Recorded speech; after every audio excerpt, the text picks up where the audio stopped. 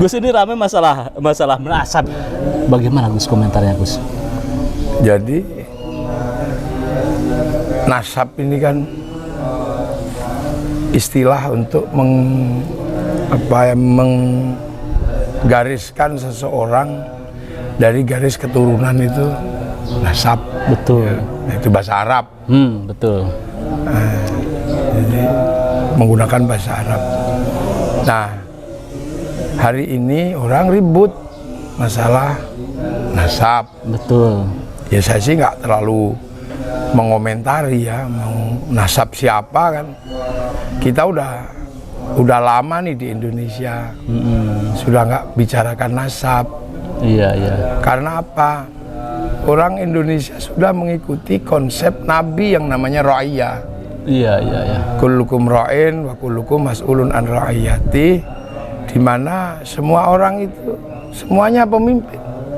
Dan harus hidup saling bertanggung jawab antara yang mimpin dan yang dipimpin.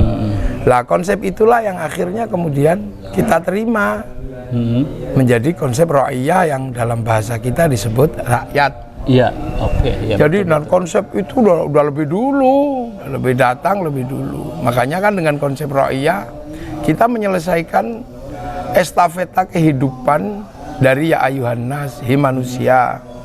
Ya pokoknya yang penting bentuknya begini manusia. Kulitnya apa terserah, ini manusia. Nah ada beberapa kan yang belum selesai di situ. Iya, iya. Orang Afrika belum selesai, masih dianggap yang kulit hitam kelas berapa. Nah di Amerika rasis masih ada tentang warna kulit, tentang apa, itu problem manusia. Betul. Ini kita udah selesai di situ. Ya. Kita menyelesaikan, udah nggak ada problem-problem di situ kita. Betul, betul. Ya. Yang kedua, inna khalaqnakum min dzakari wa unsa. Aku bikin kalian laki-laki dan perempuan. Di beberapa tempat urusan perempuan ini belum selesai. Ya, setuju, Belum selesai. Di Arab berarti ya? Terutama di Arab masih belum selesai, perempuan nggak boleh begini, nggak boleh begini. Kita sih udah selesai. Iya, iya. Udah sekolahnya sama, mondoknya sama, bekerja juga sama. Artinya supremasi perempuan di Indonesia sudah sampai di titik seperti yang dikehendaki. Ya, tapi Kartini ya. Iya, tapi tutup aurat tetap kan iya, gitu.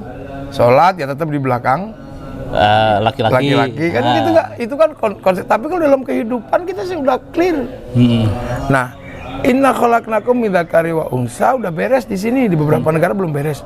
Setuju. Wa ja'alnakum syu'uban wa qabaila. Aku bikin kalian berbangsa-bangsa, bersuku-suku. Kita juga udah beres di situ. Iya. Udah beres nggak? Kamu sukunya apa? Nggak. Di beberapa negara sih belum beres. Terutama di Timur Tengah juga belum beres. Iya. Kesukuan, ke apa belum beres. Makanya cita-cita yang ditulis di dalam Al-Quran, inna akramakum indallahi atqakum, kita udah bisa di situ. Jadi orang yang terbaik itu adalah orang yang paling bertakwa. Iya.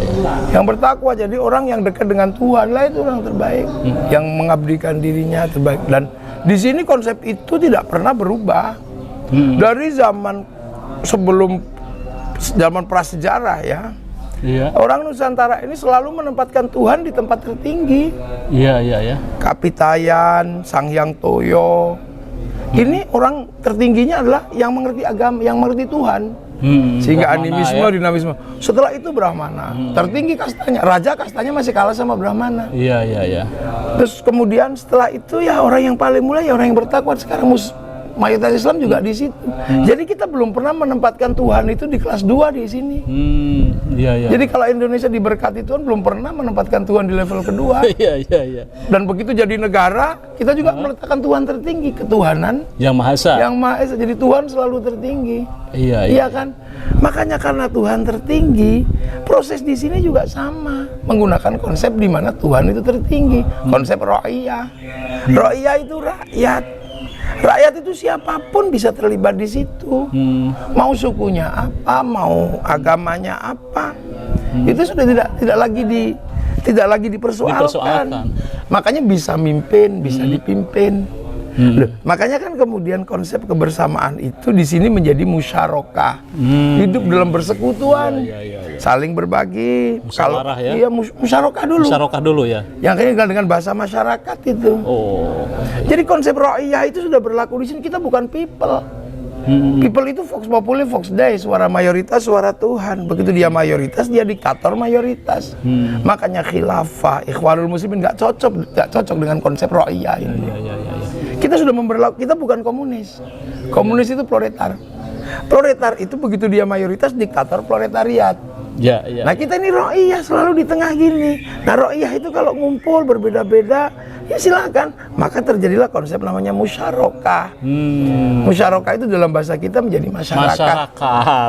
Ya kan, masyarakat inilah sudah disepakati menjadi kebersamaan. Saya Islam ngajarin sholat sampai di situ. Tapi sholat itu nutup aurat. Saya nggak ngerti deh urusan tutup aurat. Yang mengerti itu pabrik kain. Pabrik kainnya Cina. Jadi pabrik kainnya itu Cina. Makanya begitu kita musuhin Cina, ya kita bisa jadi nggak pakai baju nanti. Nggak pakai sarung. Ya kan? Kita wudu pakai air. Air ini dia ngurus, namanya pabrik pipa sama pabrik sanyo. Makanya kita juga nggak anti industri. Kita haji ke bank karena pilotnya nggak mau menerima cash. Nah kita ngaramin bank, nggak jadi haji dong. Nah kalau orang Arab ngaramin bank nggak ada masalah, dia bisa pergi pakai unta. Kalau kita harus diurus oleh pesawat.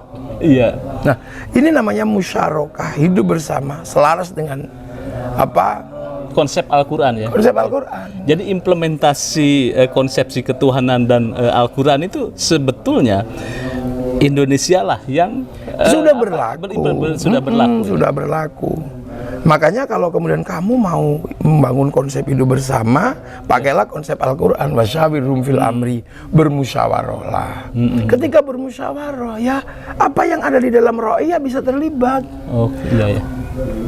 Mas Yusuf mau jadi DPR, ya nggak apa-apa, yang penting daftar. Bukan anak siapa, nasab siapa. Enggak. Itu sudah kita udah melewati itu. Makanya ketika ada orang datang selalu mengatakan nasab kami, tabrakan sama konsep ro'iyah itu. Nah, di sini Gus masalahnya. Tabrakan. Bin A, turunan Rasulullah gitu kan. Iya, tabrakan di situ. Jadi sebenarnya sedang menabrak Rasulullah. Menabrak Rasulullah gimana, Gus? Ya menabrak konsepnya Rasulullah yang sudah berlaku di sini. Kan ada yang datang juga baru pada konsep bikin bendera. Bendera tauhid katanya la ilaha illallah. Dia datang baru bawa bendera, kita udah tahlilan. La ilaha illallah. Kita udah tahlilan, sudah la ilaha illallah. Sana baru bawa bendera. Gitu loh. Kita sudah membumi. Sudah membumi, sudah la ilaha illallah. Makanya kalau dibilang kamu anti la ilallah, enggak lah. Kita anti bendera palu aritnya PKI, tapi kalau ke sawah pakai arit, pergi nukang juga pakai palu kan.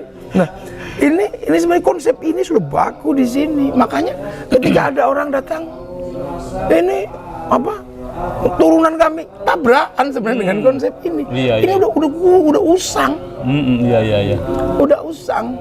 Kamu mau terlibat di dalam konsep ini, ya berbaur sama-sama. Ayo berbaur. Nah, dulu yang nata itu para wali. Setuju. Makanya teritorinya disebut wilayah. Ini lagi berarti Nusantara juga bangsa ini. Itu wilayah. Wilayah itu yang akhirnya jadi NKRI. Makanya NKRI itu bisa menjamin perbedaan suku, bangsa dan agama jadi satu negara. Arab nggak bisa. Karena kesukuannya sangat kuat, maka Saudi sendiri kembali ke kerajaan. Sistem yang ada sebelum Rasul. Beberapa negara kayak di Yaman menjadi sistemnya komunis. Kembali kepada sistem proletar kan. Makanya partai-partai yang kuat di sana partai komunis. Nah, kita udah lepas dari situ, kita sudah inna akramakum indallahi atqakum.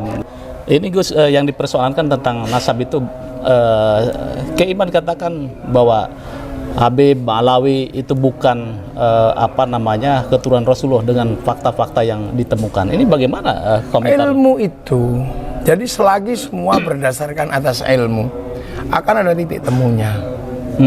Ya, akan ada titik temunya. Kalau Kiai Imad terus berbicara atas nama ilmu, pasti ilmu itu nur. Pasti akan menghasilkan cahaya.